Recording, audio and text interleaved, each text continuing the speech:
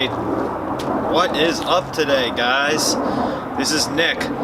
Welcome back to the channel. Today we're going to be doing a review on this 2017 CRF250L dual sport motorcycle.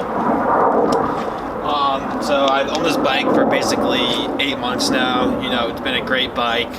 No complaints about it. Haven't had a single issue yet. Obviously, you know, I take care of it, and you know, I do proper maintenance. But other than maintenance, you know, nothing has gone wrong with it. And so it's been a great bike. It's a great beginner bike. You know, 250 cc's. It's you know, it's more than a Grom, but it's also not too big into the 500 range. So 250 cc is honestly the perfect beginner bike, and that's well, I got it. Well, I actually do have a Honda Ruckus, but I don't know if you consider that a bike or a scooter or whatever. This is my first actual bike. I started with the 250cc. You know, it doesn't have the most power, it doesn't have the least amount of power, but it's a reliable and fun bike that will last you forever. It's a Honda. You know, you can beat it up, it'll last you forever. You'll have no worries about it. The only mods that I've done is a full exhaust from the header back, and I put that, and then I tuned it as well with the EJK tuner, Dobek tuning, and you actually have to do that as well, just so the fuel air, you know, ratios start to add up. And so I did that to the bike. I did that all myself. The reason I did that is because the stock exhaust is very, very, very quiet, and honestly I was scared of people hitting me, and I also wanted to have that more, you know, grunty sound. You know, I've taken it on long trips. It handles great. On the highway, I would say it maxes out, if you're going high RPMs, you know, 80, 85, but you know, you can cruise at 70 miles an hour comfortably. So don't think that you can go too much you know, higher than 70, just because it's a very uncomfortable and, you know, bumpy ride. But you can, you know, you can get it up to 90, you know, probably, but it's not going to be very fun. One complaint that I do have about it, or any stock bike, you know, is the seat. The seat, after a while, gets very, very, very rough on your butt. And so you definitely want to change the seat to a Corbin seat or a Seat Concepts. Both are good seats. I haven't done that yet. You know, I'm going to do it for the spring most likely. My bike was winterized, and then I, you know, took it back out because we had a couple nice days of weather in New Jersey. And basically, if you winterize this kind of bike, all you want to do is put it up on a bike stand, change the oil, give it a wash, you know, lube and oil the chain, and put a battery tender on it. That's probably the most important thing, because I guarantee if you leave your bike in a cold garage all winter long, you'll come to the spring and you'll have a dead battery. I will almost guarantee it. I learned a lesson on my Honda Ruckus. You know, I had to go through new battery in the first 8 months because they did not put a battery tender on it, and the battery died and drained.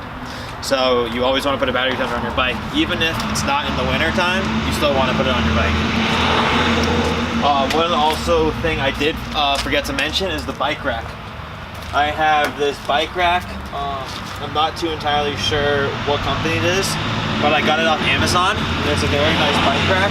And I also got the Rotopax fuel, the 2.0 gallon fuel tank to put on the back, because this has a very small fuel tank, as you probably know, of 2 gallons, or exactly 2.1. So I never want to run out of fuel, especially if I'm taking this bike off-road, which I haven't too much, honestly. I've just taken it off a few dirt trails and it handled okay, but it does have very soft suspension. If you're doing hard trail riding, you definitely want to upgrade the front forks and the back shock, because they are very soft and you will bottom out if you go over a big jump. But as streetability wise, you don't need to really do anything to it. You know, when you get it, you know, it's a fine bike. Never bottoms out on the street or anything. You know, I have about 2,500 miles on here now, and I can't say enough good things about it. It's not, as I said before, it's not that fast, but it's a great reliable bike that'll last you for years. So now we're going to do a cold startup, and you are going to hear the FMF exhaust. And hasn't been started in a couple days now. A little long drive the other day, about an hour. I was out for an hour and a half, and it was great. Sometimes in the cold you have a little trouble getting that key in, but it should start right up. As I said, it's been on the battery tender, and yeah, it's been started a couple days ago.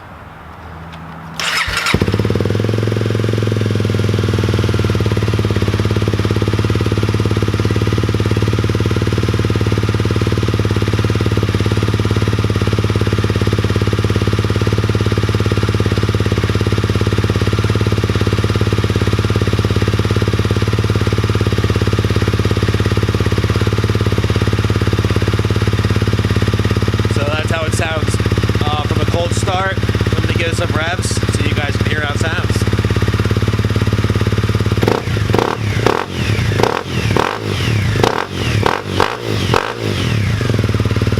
So it does get pretty loud.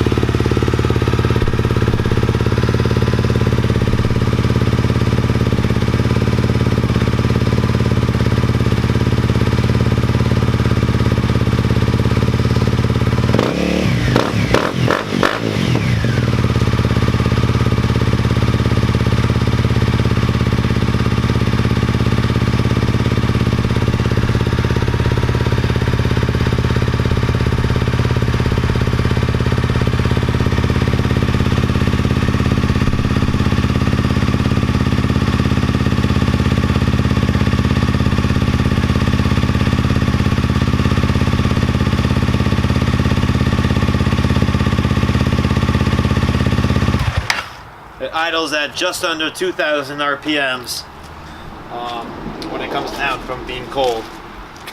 Another thing I did forget to mention is too, if you are winterizing it, definitely put fuel stabilizer in it. It can never hurt your bike.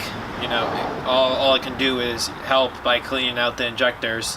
You don't want to put too much of it in, but definitely put the recommended dose in.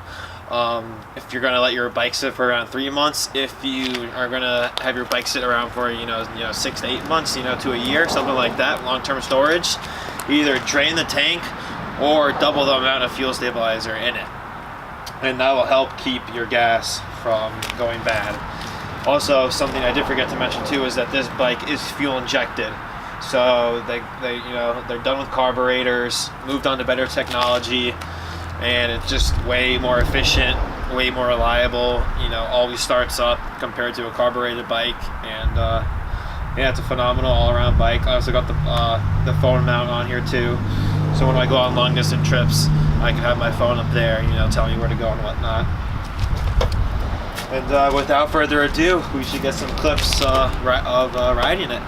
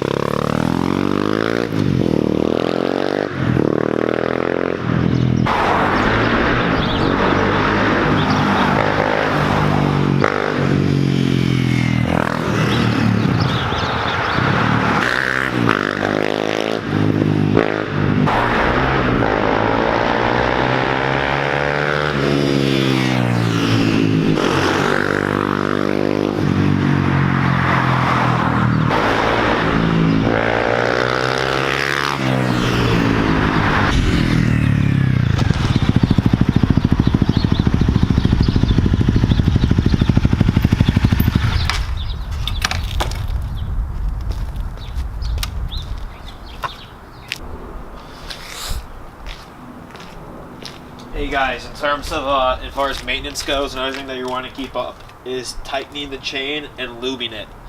So you're gonna want to tighten it, every 1 to 2,000 miles. Just check it every couple of rides, see if it's loose. It should have about a 1/4 inch to a 1/2 inch of play, something like that. Don't quote me on it. I'll put in the description of exactly how much. But yeah, you always want to keep your your chain in good working order, so then you don't have to keep buying chains, and your chains will not ride when there's salt on the road. Because I tell you, one season of riding in salt a couple times is going to corrode your whole bike. Your whole underbelly is going to be rusted out. Dude, just don't ride it in the salt regardless. Even if you wash it, it's still not a good idea, but it's better. If you ride in the salt and you wash it, okay. But just whatever you do, stay away from the salt. My Honda Ruckus, I literally took it out maybe 2 times last winter, and I look at it in the summer and it's starting to rust. And it was only a couple months old at the time. So I learned my lesson, and I'm warning you, any new bike owners, do not take your bike in the salt.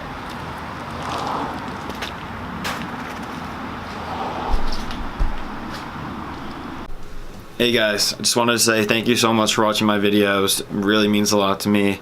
I'm going to keep making more videos about this bike, about how to do an oil change, how to tighten the chain, those kind of videos, etc. So, keep in the loop. If you like my videos, please like and subscribe. I'm going to be posting a lot more videos in the future, and I'm going to try to keep, grow the channel. So thanks a bunch, guys. Take care.